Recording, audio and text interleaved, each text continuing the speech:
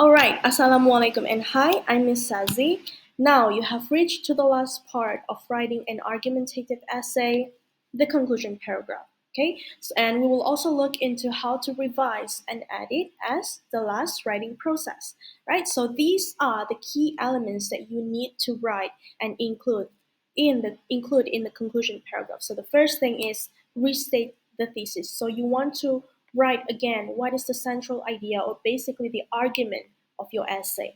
And number two is address counter argument. So you have watched the previous videos, you have learned what is counter argument and how to write it. So you have to address it again in the last paragraph. Implications or significance. So you want to tell what are the positive changes that will happen if you talk about this issue. And then call to action. So you want your reader to respond, not just read after reading the entire essay, right? Basically, the claims and the arguments. And then, of course, when writing the conclusion paragraph, you want to close it memorably. So give a sense of closure that is not only memorable but also strong, right? So let's look into each of the element one by one. First thing, first restate the thesis. Okay, so let's say the argument is school uniforms should be mandatory in public schools to promote equality, discipline, and safer learning environment. Okay, so how are you going to restate this in your conclusion paragraph? So in every paragraph, you always want to start with a transition word. So for conclusion paragraph, you can use in a nutshell, for example. Making uniforms mandatory will foster unity and respect, reduce peer pressure and bullying, and improve safety for making it easier to identify who belongs on campus. So you want to briefly mention again what are three claims that you have discussed in the body paragraphs. Okay, this is to show the thesis or the central idea or argument of your essay.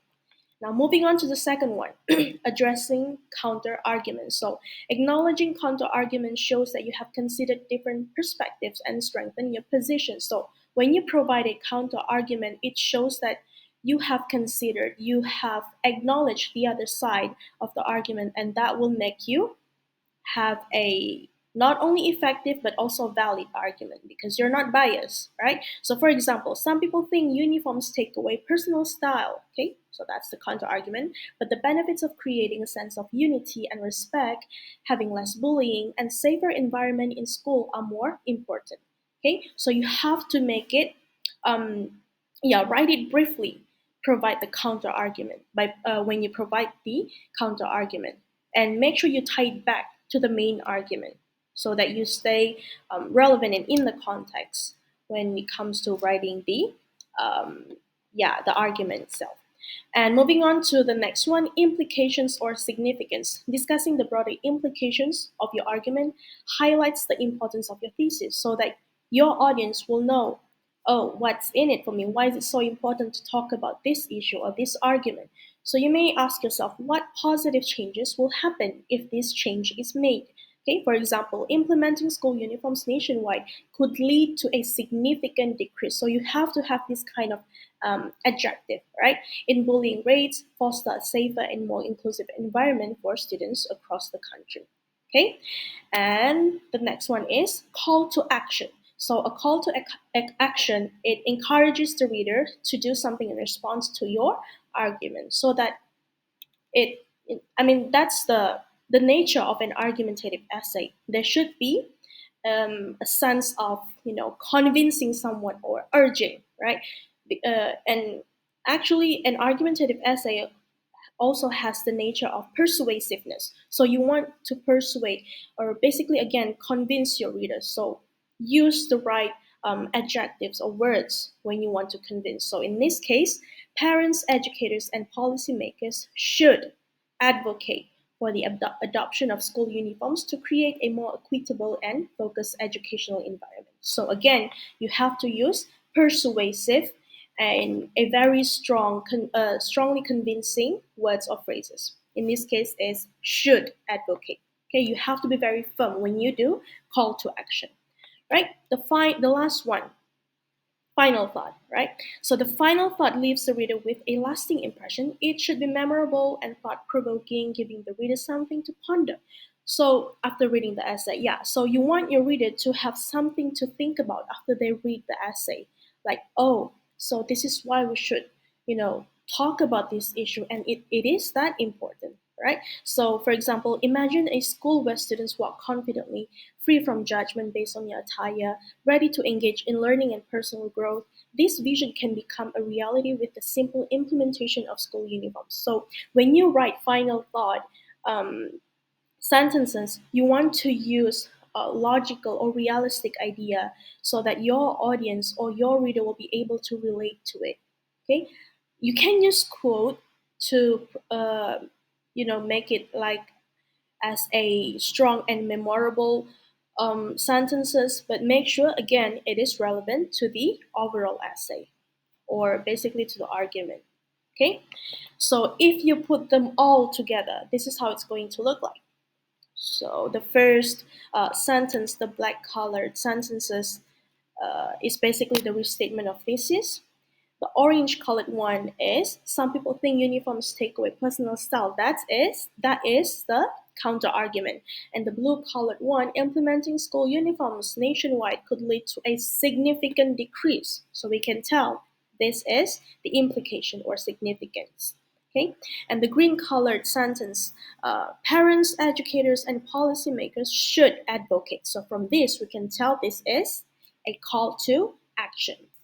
And the last one, imagine a school where students walk confidently. Basically, a final thought, right? So now that we have done writing the conclusion paragraph, that's not the end of the process of writing an essay. You have to check again. So, how? Revise. Okay, so there are a few steps that you can use. The first thing is review the thesis statement again. So, make sure the thesis statement is clear, concise, and directly answer the argument. You don't want to provide a thesis statement that is too general, right? Because you want your reader to actually see what are the claims that you use to support your argument, right? Number two is check the organization. Verify that your essay follows a logical structure with a clear introduction, body paragraphs, and conclusion. So make sure you know and you have already included the important elements for each paragraph.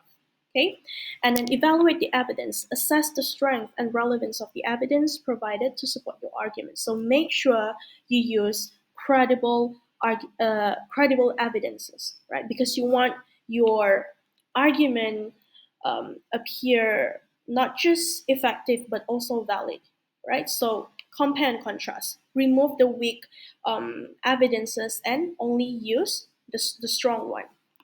And then address counter arguments. So ensure you have acknowledged and refuted counter argument effectively. So, like I say, make sure you use the right um, idea for counter argument so that again you will not appear biased because yeah you have already um, acknowledged both sides of argument. And then last but not least, check transitions, ensure smooth transitions between paragraphs and ideas to maintain the essay's flow. So when you write an essay, it doesn't matter if it's argumentative, expository, persuasive, right? When you write paragraph, you always have to have coherence. So coherence is the logical bridge or connection or relationship, not just between paragraphs, but also between words, sentences, and the paragraphs, right? Because you have to have a flow of understanding so that your reader will have a smooth and better reading experience so that they will easily grasp and capture what you're trying to deliver.